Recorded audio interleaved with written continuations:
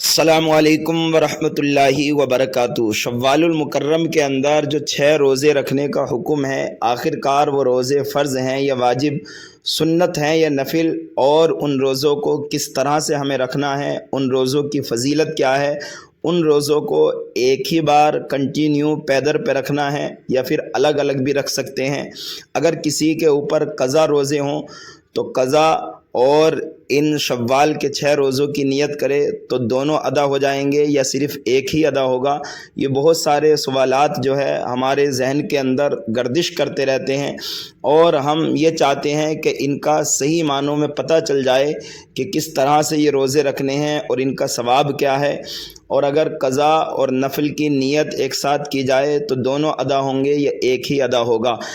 اس کا تفصیلی جواب مختصر وقت میں آپ کو دینا چاہتا ہوں، بہت ہی توجہ کے ساتھ سنیں، انشاءاللہ پورا مسئلہ آپ کا حل ہو جائے گا۔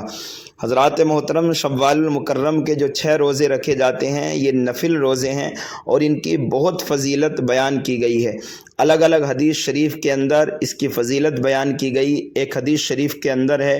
کہ جس نے رمضان المبارک کے 6 روزے رکھنے کے بعد شوال المکرم کے 6 روزے رکھے تو ایسا ہے کہ جیسے اس نے عمر بھر کا روزہ رکھا۔ ایک حدیث شریف کے اندر ہے کہ جس نے شوال کے 6 روزے رکھے تو اس نے گویا کہ 1 سال کے روزے رکھے۔ ایک حدیث شریف کے اندر ہے کہ جس نے شوال کے 6 روزے رکھے وہ گناہوں سے ایسا پاک ہو گیا جیسے کہ آج ہی ماں کے پیٹ سے پیدا ہوا ہے۔ کچھ لوگوں کے ذہن میں یہ رہتا ہے کہ جیسے ہی رمضان المبارک کا مبارک مہینہ مکمل ہوتا ہے اور عید الفطر کا دن آتا ہے اور پھر اس کے بعد ہی سے یہ 6 روزے کنٹینیو رکھنا ہے، تو ایسا بھی نہیں ہے۔ آپ شوال المکرم کے پورے مہینے کے اندر جب آپ کو آسانی ہو آپ ان روزوں کو رکھ سکتے ہیں۔ لگاتار پیدر پہ رکھنا بھی ضروری نہیں ہے، اور شوال کی 2 تاریخ سے رکھنا بھی ضروری نہیں ہے، بلکہ بہتر یہ ہے کہ الگ الگ ان روزوں کو رکھا جائے۔ اگر کوئی شخص ہفتے میں 2 روزے رکھ لے، جمعرات کا اور پیر کا،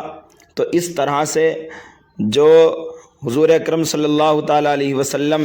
روزہ رکھا کرتے تھے پیر کا اور جمعرات کا، تو اللہ رب العزت کی ذات سے امید یہ ہے کہ دونوں کا ثواب ملے گا، جمعرات کے دن اور پیر کے دن کا روزہ رکھنے کا ثواب بھی، اور شوال المکرم کے روزوں رکھنے کا ثواب بھی۔ اور اگر کسی کے اوپر قضا روزے ہیں، چاہے وہ مرد ہو یا عورت، تو اگر وہ قضا روزوں کی بھی نیت کرے اور ان شوال کے نفل روزوں کی بھی نیت کرے تو پھر اس کے صرف قضا روزے ہی ادا ہوں گے، نفل روزوں کا ثواب نہیں ملے گا۔ اگر کوئی شخص ہر مہینے ایام بیضا کے روزے رکھتا ہے، یعنی ہر مہینے کی 13، 14، 15 تاریخ کے روزے رکھتا ہے، اور اسی کے ساتھ میں وہ شوال کے بھی روزہ رکھنا چاہتا ہے، اگر دونوں کی نیت کر لے تو اللہ کی ذات سے امید ہے کہ دونوں روزے رکھنے کا اللہ رب العزت ثواب عطا فرمائے گا، کیونکہ یہ دونوں نفل روزے ہیں۔ شوال کے 6 روزے بھی نفل ہیں اور ایام بیضا کے روزے بھی نفل ہیں، اور ہر جمعرات کو، ہر پیر کو روزہ رکھنا یہ بھی نفل ہیں۔ قضا اور نفل روزوں کی نیت ایک ساتھ کریں تو دونوں ادا کیوں نہیں ہوں گے؟ اس کی ایک وجہ یہ ہے کہ نفل روزوں کے احکام الگ ہیں اور جو فرض روزے ہیں ان کے احکام الگ ہیں۔ تو جن حضرات کے اوپر روزے قضا نہیں ہیں